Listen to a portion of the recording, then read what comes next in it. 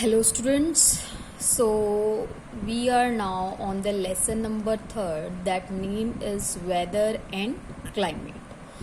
So what is the role of weather and climate in our lifestyle? People live in a different part of the world, have a different lifestyle. They live in a different type of a houses, eat a variety of foods and wear a different kind of a clothes. Why they do that? Because they are affected by their weather and climate. So firstly we have to know about the weather and the climate. So here we have some lines of a weather that it is a condition of atmosphere at given a time and a place.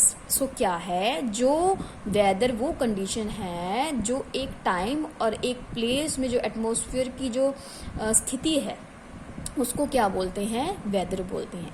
For example मान लो कि आज सन बहुत तेज निकला हुआ है, धूप काफ़ी तेज है, तो इसको क्या बोलेंगे? आज इसको बोलेंगे कि that day is a sunny day.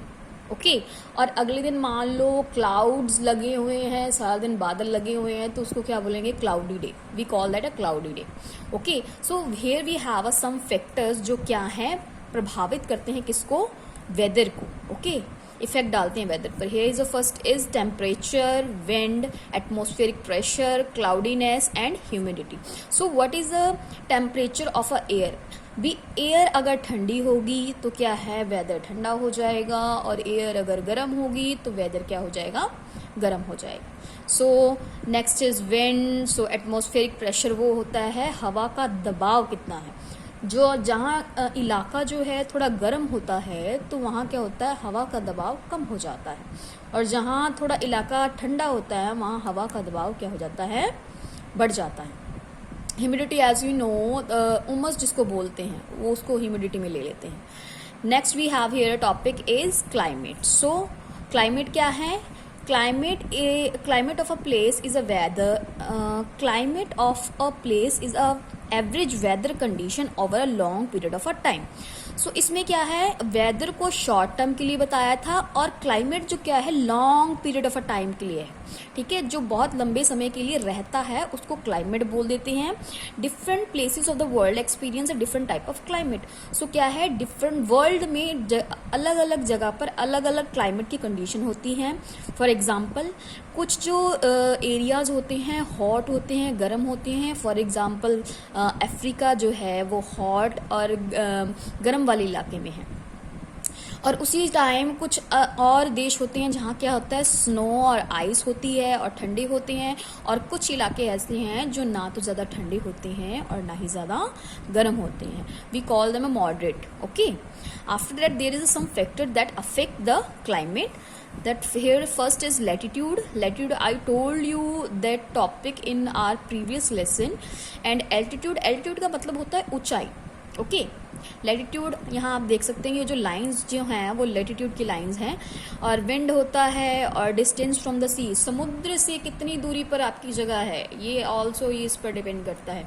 Humidity I told you what is the humidity. And the ocean currents, जो समुद्र की लहरें हैं वो भी इसको इफेक्ट करती हैं. Next we have here a topic is latitude. So latitude क्या है? Distance from the equator. Equator से आपकी जगह जो कितनी दूर है और कितनी पास है ये डिपेंड करता है कि आपकी जगह कितनी गर्म होगी और कितनी ठंडी होगी. So equator I told you that what is the equator. जो ये वाली लाइन थी, बीच वाली लाइन, ये इक्वेटर थी.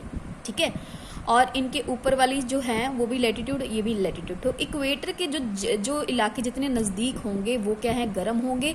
और जो जितने दूर होंगे वो क्या होंगे? ठंडे होंगे. सो मैं इसको एक्सप्लेन करती हूँ through the diagram. For example this is a sun and this is a earth. So क्या है? सन की जो रेज हैं वो डायरेक्टली पड़ती हैं अर्थ पर.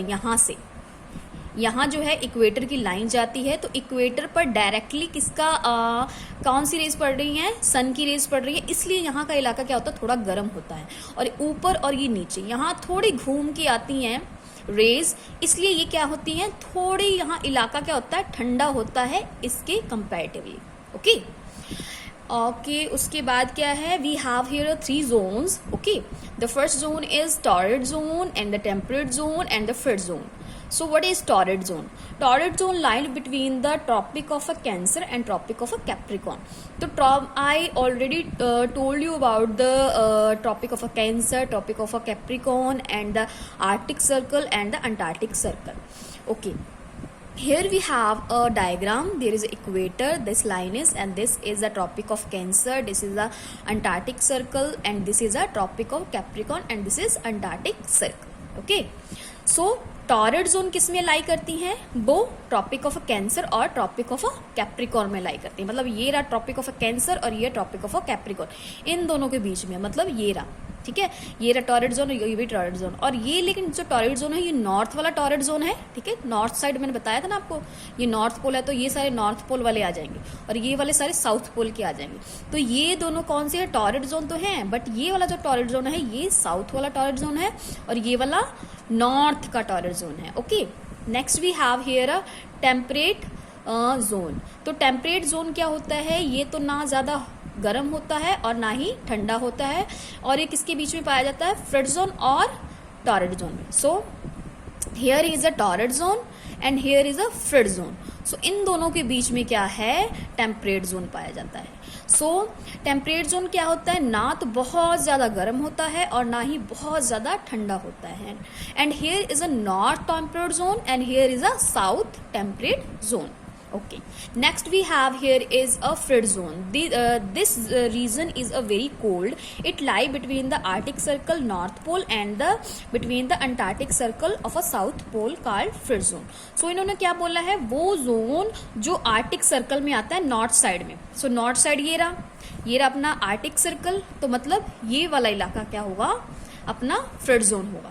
और इन्होंने बोला है साउथ वाला साइड, तो साउथ अपना ये रहा, ठीक है, नीचे वाला. और यहाँ कौन सा इलाका आ गया, ये रहा अपना अंटार्कटिक सर्कल, तो ये अपना आ गया frigid zone. But this is a north pole frigid zone and this is a south pole frigid zone. Okay, so for today it's that's it.